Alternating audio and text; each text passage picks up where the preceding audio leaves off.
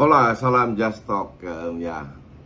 Video kali ini agak telat dan tanpa subtitle karena gue tadi baru booster dan pulangnya agak tepar. Nggak demam sih, nggak ada. Gue dapat booster Moderna dan katanya sih orang suka kena demam ya, tapi gue nggak. Gue emang lagi capek aja. Jadi gue pulang tidur. Habis ini mau taping ke Helmi Yahya. Jadi sebelum kesana bikin video dulu, karena ada match yang menarik. Kemarin Juve dikalahkan oleh Villarreal dan gue nggak tahu kalian perhatiin atau nggak ya, dari 4 match minggu ini di Champions League itu yang menang tim away semua, oke? Bahkan gue bisa tarik garis merah. Tim tuan rumah seperti Juve, Ajax, dan Man United itu menguasai pertandingan. Lille juga melawan, tapi Chelsea layak menang. Tapi itu semua orang juga udah tahu Chelsea bakal lolos. Tapi terutama Juve, Ajax, MU itu menguasai pertandingan, meng-create peluang 3/4 dari pertandingan, tapi finishingnya jelek. Kalau kita lihat Juve kemarin di babak pertama menit 10 Morata heading ketahan, terus Vlahovic shooting kena mistar kalau nggak salah. Dan terutama di babak pertama Juve itu bermain very smart. Mereka nggak selalu ngepress, sering bertahan di kandang sendiri, ngincer counter attack, membiarkan Villarreal pun ya Villarreal what do you expect, rank 7 di La Liga.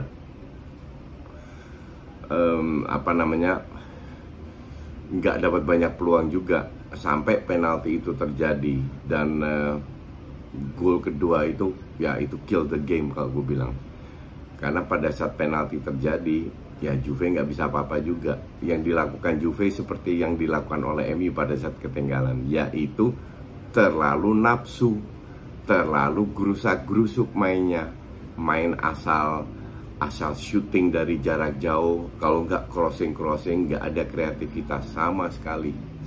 Tapi ini juga Juve yang gue kenal juga musim ini. Ya orang ini kita bisa perdebatkan, banyak fans Allegri yang bilang Juve main bagus di bawah Allegri. Gue nggak ngelihat bedanya dari sisi permainan Pirlo sama Allegri, karena kualitas main dia. Cuman lu sekarang kan udah dapet Vlahovic sama Zakaria, mungkin lu bisa survive di Serie A. Dan tidak ada satu klub dari Serie A yang merepresentasikan sepak bola Italia di perempat final. Ini juga ya gue sih nggak heran juga, karena udah berkali-kali gue bilang Serie A ini beberapa tahun terakhir menurun terus. Yang bisa membantu Serie A untuk dapat poin itu sebenarnya hanya Juve. Tapi semenjak Juve ditinggal oleh Marotta ya menurun, pembelian pemain dan lain-lain itu menurun semua, jelek semua pemain yang dibeli. Pemain yang dibuang-buang bagus-bagus, yang dibeli jelek-jelek. Sama penunjukan pelatih. Ya ini sebenarnya agak miris ya untuk sepak bola Italia, but that's what it is. Kita lihat Inter kalah lawan Liverpool, ya itu ya wajar lah. Milan nggak lolos dari fase grup. Napoli rank 3 di Serie A dihajar sama Barca di UEL. Jadi sepak bola Italia udah mulai ketinggalan dari Jerman, La Liga, dan IPL. Oke, jadi Juve out, kalah 3-0 ya. Gol ketiga itu kan penalti juga, itu juga enggak. Tapi gol kedua itu fatal, very bad defense. Kalau nggak salah De Ligt yang salah. Cuman ya secara overall mereka juga nggak main bagus-bagus amat, jadi sangat wajar. Chelsea ketinggalan dulu 1-0, tapi Chelsea seperti biasa bounce back because of the quality of their player. Bahkan Aspi juga cetak gol, jadi nggak heran. Sebenarnya Chelsea ini bukan masalah teknis ya. Yang gue kepo terhadap Chelsea yang gue selalu ikutin. Kalau teknis oke lah, itu semua orang tahu bahwa Chelsea, walaupun gue bilang masih di bawah levelnya Liverpool City, tapi tetap di atas MU, Arsenal dan lain-lainnya. Cuman yang lebih itu ya apa namanya, non teknis, sampai kapan Chelsea bisa melakukan operasional tanpa ada income. Walaupun sekarang udah ada pembicaraan dengan pemilik Chicago Cubs ya di Amerika, ya kita lihat sampai kapan. Ada satu match lagi yang luar biasa, yaitu Arsenal lawan Liverpool. Gue siangnya itu ada talk show dengan MTech, terus dengan fansnya Liverpool dari Big Reds, dari The Reds Indonesia. Terus mereka minta gue video, gue bilang ya gue unggulkan Liverpool sedikit, 55-45, karena mereka memang ya lebih punya pemain berkualitas, lebih kompak. Ini tim kan udah beberapa tahun bermain dengan sama, ya sesimpel itu. Tapi kan Arsenal ini kan lagi naik daun, oke? Dan ya gue sangat puas dengan permainan Arsenal, karena sebelum tahun lalu itu udah kalah, diobok-obok pula. Sekarang mulai lawan City, nggak layak kalah tapi kalah, sangat bisa memberi perlawanan. Kemarin juga di babak pertama, Liverpool itu bukan Liverpool yang kita kenal, yang nginjek-nginjek lawannya, enggak. Definitely imbang. Cuman ya lu kalau membuat kesalahan, ya gue bilang gol pertama itu, kalau menurut gue ya, itu kesalahan dari Ramsdale. Kenapa? Tiang pertama itu tidak pernah boleh jebol. Yang pertama selalu untuk kiper, dan dia itu agak ke kiri. Mungkin dia agak kepedean ya, dia nggak nyangka bahwa Jota itu bisa syuting sekeras itu.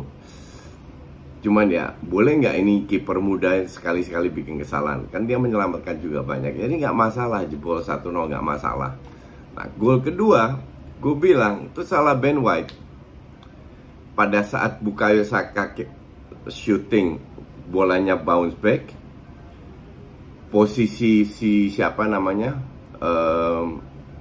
Cedric itu udah hilang, udah out of position. Karena Bukayo Saka semua kan ingin menyerang, Bukayo Saka pegang bola, tapi dia syutingnya ke lawan, bolanya balik, bukan out. Ben White itu berdiri diam di situ sampai siapa pemain Liverpool itu masuk ke dalam. Enggak, harusnya ini Ben White ke depan, karena teman-temannya pasti itu kembali untuk mengcover posisinya Ben White. Pada saat Ben White masuk, itu ruang diberikan oleh Robertson untuk melakukan. Tapi kalau Ben White ke depan, oke, ruang itu jauh lebih sempit lagi untuk bisa melakukan passing. Dengan gampangnya kan Firmino melakukan shooting. That is the difference between Arsenal sama Liverpool. Bukan dari permainan, dari kualitas pemain dan sedikit peluang. Peluang yang didapatkan Liverpool itu bukan peluang besar. Itu untuk gue itu 1/4 peluang. Tapi 1/4 peluang bisa jadi gol. Oke. Sementara Arsenal dengan Lacazette, ya, lu harus bandingkan Lacazette dengan Salah. Atau kemarin Salah nggak main, dengan Jota ya. Sorry to say, Jota butuh 1/4 peluang untuk bisa cetak gol. Sudah dia buktikan. Lacazette butuh 200.000 peluang untuk bisa cetak gol, kecuali itu penalti. That is about. Kita tidak punya killer, dan lu tidak bisa mengharapkan Bukayo Saka, Granit Xhaka, si Odegaard sama Martinelli selalu bermain bagus. Maka dari itu untuk gue enggak, gue masih ragu oleh apa yang dilakukan oleh Arteta. Oke, Arteta berhasil membeli pemain muda, terutama Tomiyasu, Ben White sama Ramsdale. Arteta berhasil menerapkan sistem permainan baru dengan banyak kombinasi di kotak penalti dengan defense yang cukup bagus. Itu berhasil, oke. Cuman kembali lagi, ini Arsenal bukan Spurs.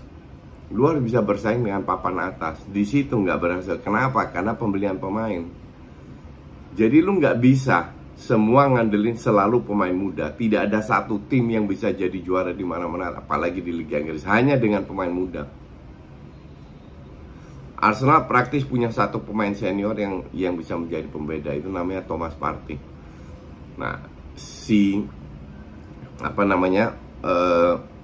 Arsenal musim depan harus beli minimal 3 pemain yang senior, bukan pemain terlalu muda, untuk bisa ngangkat tim ini, biar bebannya tidak hanya di pemain muda. Kalau kita lihat yang cetak gol kan itu aja, ya kan. Jadi secara overall kalah lawan Liverpool, oke.